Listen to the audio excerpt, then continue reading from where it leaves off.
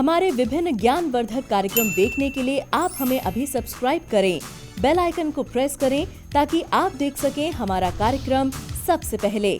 और अधिक जानकारी के लिए फेसबुक पेज को लाइक करना न भूलें।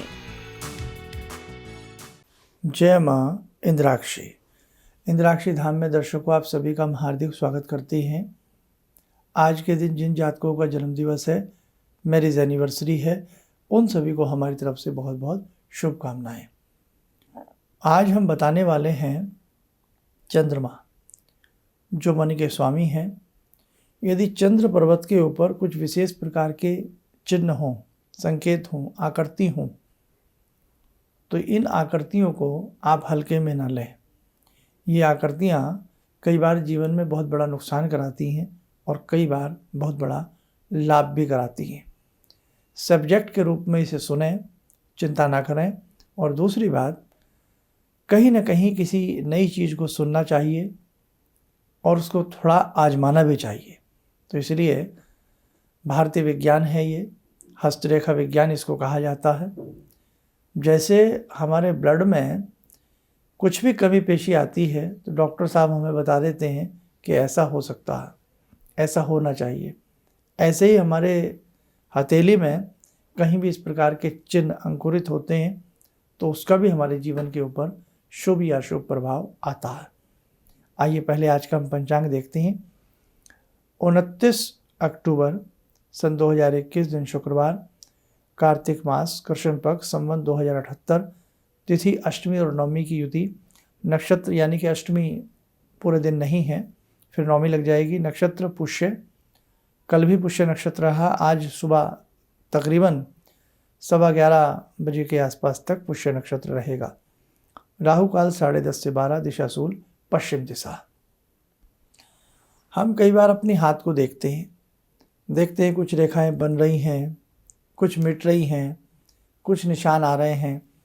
कई बार हम इसे शरीर की आकृति समझ लेते हैं और नेचुरल समझ लेते हैं।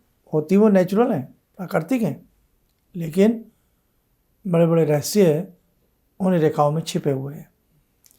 चंद्रमा है, बहुत बड़ा ग्रह है इंसान का। चंद्रमा मन का सूचक है और मन से ही बहुत बड़े बड़े कार्य होते हैं।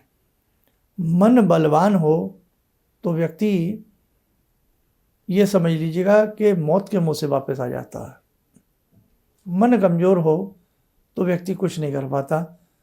बहुत संसाधन होने के बाद भी वो कुछ नहीं कर पाता। मन के हार है और मन के जीते जीत है, ये आप जानते हैं। अब आइए, हमारी हथेली में भी चंद्रमा होते हैं। ये चंद्रमा चाहे लेफ्ट हैंड में देखें, चाहे आप राइट हैंड में देखें, दोनों ही हाथ देखे जाते हैं। चाहे आप महिला का देखें, चाहे आप पुरुष का देखें।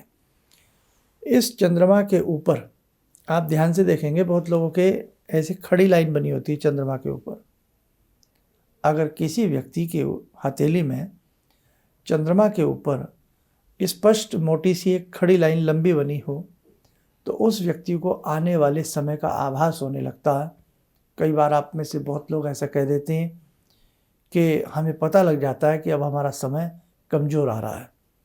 हमें पता लग जाता है, पहले ही कुछ शर्मा जी आभास हो जाता है कि ऐसा हो सकता है और इत्तेफाक की बात वो हो जाता है।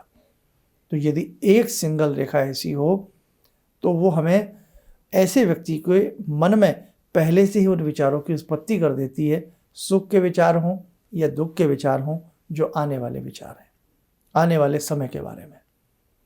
आगे बढ़ें। यही रेखाएं एक की जगह 4 हों, 5 हों, 3 हों तो ये चिंताओं की सूचक होती हैं। उस व्यक्ति के जीवन में चिंताएं बढ़ने लगती हैं, जिसके चाहे वो महिला हो या पुरुष हो, जिसके चंद्र के ऊपर काफ़ी सारी रेखाएं हों और वो छिन्न भिन्न हो। यही चंद्रमा के ऊपर रेखाएं हमें विदेशी यात्राएं भी कराती हैं, लेकिन वो सब्जेक्ट कभी फिर लेंगे। इसी चंद्र पर्वत के ऊपर त्रिकोण का चिन्ह बना हो, ट्रायंगल का। अगर व्यक्ति की हथेली में ये ट्रायंगल का चिन्ह बना है तो बड़ा सूझबूझ वाला वो दुकानदार होता है। उसे जैसे जर्नल स्टोर होता है, इस प्रकार के कार्य अगर वो करे बहुत अच्छा लाभ प्राप्त होता है। या प्लास्टिक से संबंधित, कपड़े से संबंधित, धातु से संबंधित कोई वर्क करता है तो भी उसे अच्छे लाभ की प्राप्ति होती है। ऐसे ही इसी चंद्रमा के ऊपर जाली, ग्रिल, ऐसे बहुत सारी रेखाएं, फिर ऐसे क्रॉस करती रेखाएं। महिला के हाथ में हो जलोदर रोग, पेशाब से संबंधित समस्याएं और कई बार गुर्दे में भी तकलीफ पाई जाती है। यव की आकृति बनी हो, यहीं आयरलैंड जैसी आकृति महिलाओं के, दीप जिसे कहती है, जलोदर रोग, गर्भाशय से संबंधित रोग, नाना भांति के गुप्त रोग भी लगने की संभावना हो जाती है, चाहे पुरुष हो या महिलाएं हो। और इसके अलावा सर्पा आकृति की रेखा नीचे से ऊपर को जाती हुई, यहां से ऐसे टेढ़ी मेढ़ी सर्प आकृति की रेखा, काल सर्प दोष से वो व्यक्ति पीड़ित होगा। अब काल सर्प दोष को तो खैर वैदिक ज्योतिष में मान्यता नहीं है, लेकिन जो मानते हैं उस हिसाब से, नहीं तो उस व्यक्ति की जन्म पत्रिका में चंद्र ग्रहण होने की पूर्णतः संभावना मिल जाती है। और जब किसी का आप हाथ देखें या समझें तो हथेली से ही ये भान हो जाता है उस व्यक्ति का जन्म सुबह का है या शाम का है, और वो ये बताता है आपका चंद्रमा। चंद्रमा को बहुत बारीकी से देखा जाता है कि ये शुक्ल पक्ष के चंद्रमा है या ये कृष्ण पक्ष के चंद्रमा है।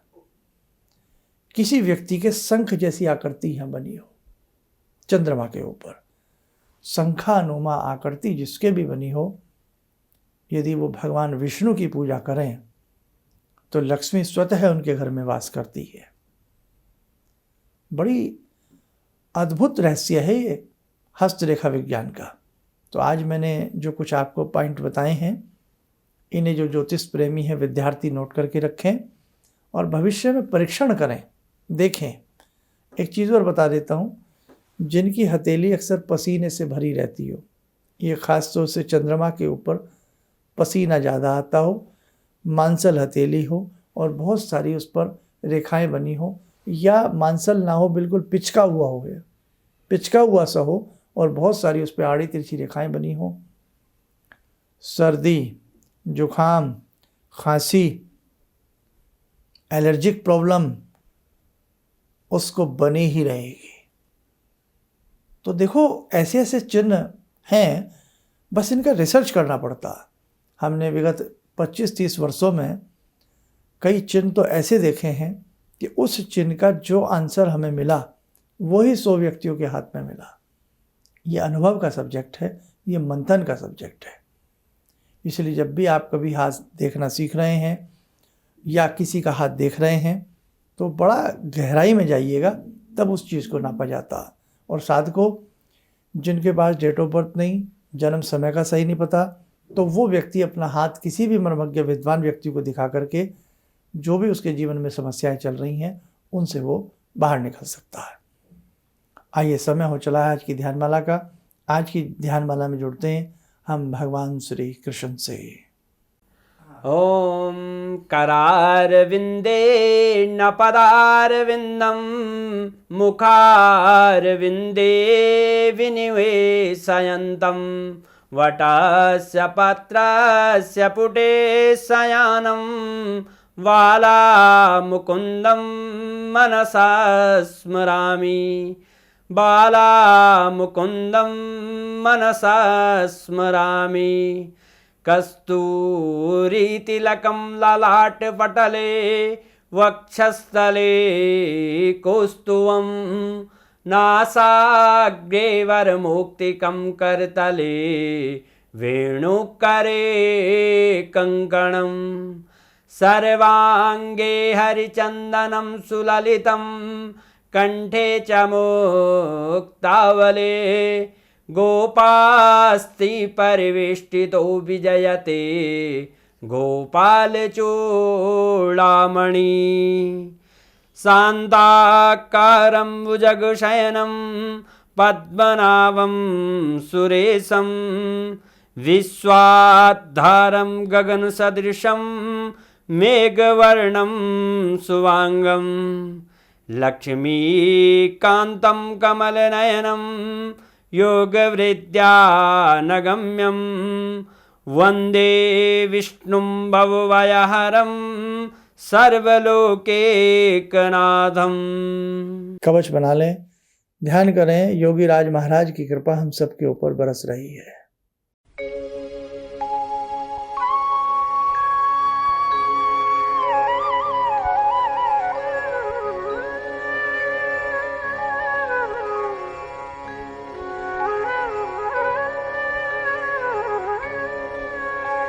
ओम बोलते हुए नेत्र खोलें, सामान्य हो जाए। देखो मेरे साधकों, आवश्यक सूचना, दीपावली बस आ ही गई है। दीपावली की रात्रि में हम कौन सा विशेष मंत्र पढ़ें, कौन सा विशेष यंत्र बनाएं, आपको हम बताएंगे। दीपावली का शुभ समय, शुभ मुहूर्त क्या है, आप दीपावली विशेषांक देख लेना। उसी रात्रि में एक धन वर्षा पोटली बनाई जाती है, उसका कार्यक्रम हमने आप लोगों को दे दिया है, फेसबुक पेज पर भी और यूट्यूब चैनल पर भी। हमारा मुख्य जो चैनल है वो प्रोफेसर धर्मेंद्र शर्मा के नाम से है। इससे ज़्यादा लोगों को जोड़ने का आप लोग प्रयास करें, ताकि भारतीय संस्कृति, हमारे तीज त्योहार, धर्म, हमारी ज्योतिष विद्या का प्रचार हो और वो लोग इन्हें समझें। क्योंकि हम कभी भी आपको अंधविश्वासी बातें, बेकार की बातें हम आपके साथ कभी नहीं करते हैं। आगे बढ़ें। इसी के साथ साथ यम द्वितीया जो है, दीपावली का जो पर्व है, ये 5 दिवसीय पर्व होता है। इसमें धनत्रयोदशी से लेकर के बृहत द्वितीया तक यम के निमित्त घर की बाहर की दहलीज पर दक्षिण दिशा में 4 बत्ती वाला एक दीप जलाया जाता है। यह दीप यम की यातनाओं से बचाता है। यह दीप घर में अनहोनी घटनाओं से हमें बचाता है। यह दीप घर में अशुभ संकेतों से हमें बचाता है। यह दीप आयु का वर्धन करता है। कितने लोग कोरोना में काल के ग्रास बन गए, कितने परिजन हमसे बिछड़ गए, कितने हमें छोड़ करके चले गए। बहुत इस बार इस प्रकार का कुरंदन रहा, हाहाकार रहा और अभी भी छुटपुट घटनाएं चल रही हैं। इसलिए हमारी संस्कृति में यम को काल माना गया है। आप यम के निमित्त हर वर्ष ये 5 दिन का दीपक अपने घर में जरूर जलाना, प्रेरित करना। अपनी संस्कृति को संस्कृति समझें, इसे मजाक का कारण न बनाएं। मैं अक्सर कहता हूँ, न विधि है न विधान है, अब तो मनोरंजन प्रधान है। मनोरंजन की बातें हमें अच्छी लगती हैं। आप अपनी विधि विधान पर चलिएगा मेरे साधकों, आपको बहुत अच्छा लाभ मिलेगा, बहुत ही अच्छा लाभ मिलेगा आपको। आप जितने भी हम कार्यक्रम डालते जाएं, बस हमारी एक ही दक्षिणा है, आप उन कार्यक्रम को आगे आगे पहुंचाएं, आगे तक फैलाएं। दीप से दीप जले, आनंद की प्राप्ति हो।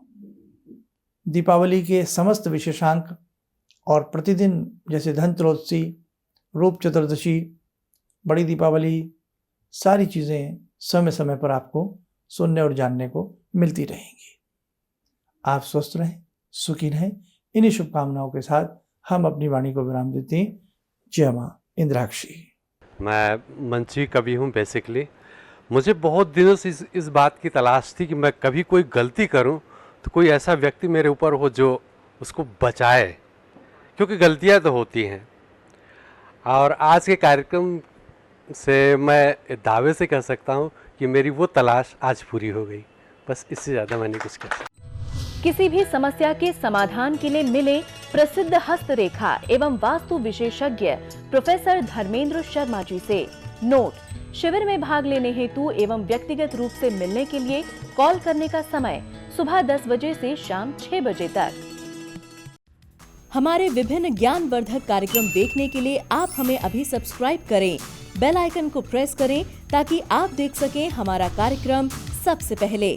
और अधिक जानकारी के लिए फेसबुक पेज को लाइक करना न भूलें।